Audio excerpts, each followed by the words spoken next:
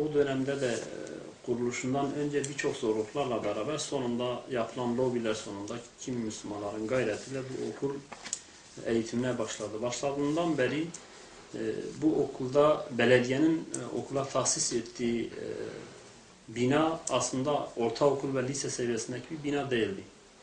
O bina ilkokul seviyesindekileri için 2 yıllık için tahsis edilmişti. Bir türlü değiştirilemedi.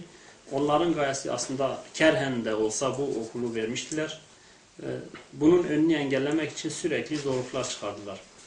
Okula talep artınca, öğrenciler artınca habire sürekli şu anda gelen müfettiş raporlarına göre o dönemde aslında eğitim müfredatına uygun olmayan, müfettişler tarafından da uygun değildir diye rapor verilen binalar Rotterdam Belediyesi tarafından okula tahsis edildi.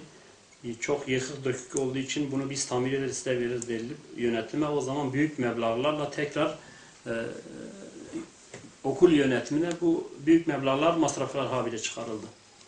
Okul buna rağmen, bütün engellere rağmen sürekli yükselince habire sürekli kötü yerler, ulaşıma zor olan yerler tahsis edildi.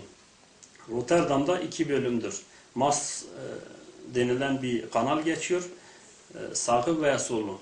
Yabancı kesimin çoğu aslında solunda duruyor. Bunlar sağ tarafında verdiler.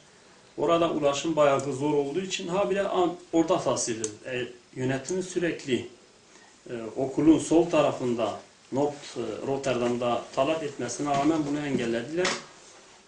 Ve ta 2007 yılına kadar 2007 yılında istenilen 20 metrekarelik bir yer belediyeyle yapılan prosedürler, yapılan mahkemeliklerden sonra alındı ve ondan sonra başladı. Bu yer tahsis edildiği için yeni bir bina yapılacaktı. Bu bina aslında 1500 kişilik kapasiteli öğrenci kapasitesi olan bir binaydı. Bunu engellemek için başladılar okulu karalamaya, kampanyalar düzenlemeye. Başından beri bu yapıldı. O dönemden sonra daha yoğunluk yapıldı. Okulun önünü kesilmesi için. Ve İbn Haldun Avrupa ve Hollanda'da olan tek İslami lise ve ortaokul seviyesindeki bir okuldur. Bu okul velilerle çocuklar arasında bir köprü görevi görüyor. Çocuklar ailede gördüğü İslami kültür, İslami geleneği okulda da farklı bir kültür ve gelenek görmüyor. Dolayısıyla bir aileyle çocuk arasında bir bocalama olmuyor. Çocuk daha rahat bir seviyede kendi eğitimini başarılı bir şekilde devam ettiriyor. Aynı zamanda daha başarılı ve seviyeli bir şekilde çocuklar diğer okullarda da devam edebiliyorlar. Ayrımcılık görmüyorlar.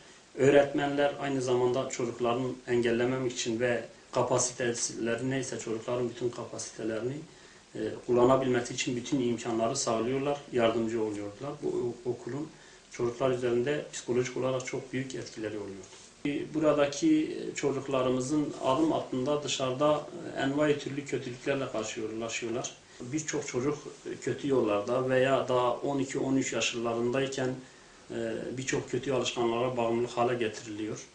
Dolayısıyla bu İslami okullar aynı zamanda sağlıklı, kişilikli nesillerin yetişmesi için de bir zaruret, bir vacibedir. Bütün Müslümanlar için bunu muhafaza etmeleri, bunu korumaları ve bunun gelişmesi için gereken bütün şeylerin yapılması için bir vazife ve bir zarurettir aynı zamanda.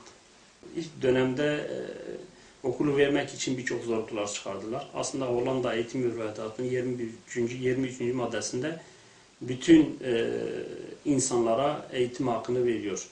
Herhangi bir insan bir dine bağlıysa, birkaç kişi toplam bir vakıf kurarsa, o eğitim konusunda gereken altyapı yapıldıktan sonra başvurursa, o eğitim bakanlık bunu onay vermesi lazım. Ama sıra Müslümanlara gelince sürekli sudan bahanelerle engeller çıkarılıyor. Bu bakanlık bazen veriyor, belediye engelliyor, belediye veriyor, bakanlık engelliyor. Danışıklı dövüş sürekli Müslümanların önünü kesmek için yapılmıştı. Bu noktada şu bir örnek daha vereyim. Biz 2003 yılında aynı zamanda Den Haag'da da bir İslami ortaokulun açılması için müracaat ettik. Den Haag'da o zaman %12 ortalama bir netice veliler yani ortaokula başlayacak seviyedeki çocukların bir İslami ortaokul talebi vardı. Biz bu şeyle beraber başvurduk bakanlığa. Önce belediyenin bize burada Den Haag Belediyesi'nde söylediği, eğer bakanlık ve vilayet bu konuda size sizi kabul ederse, size verirse ben size yer tahsis ederim. Bakanlık kabul etti, valilik kabul etti, belediye buna itiraz etti ve danışıklı değişiklikle bu okulu da kabul etmediler. Aynı zamanda bu İslami ortaokul ve lise olan İbn Haldun için de sürekli yapıldı.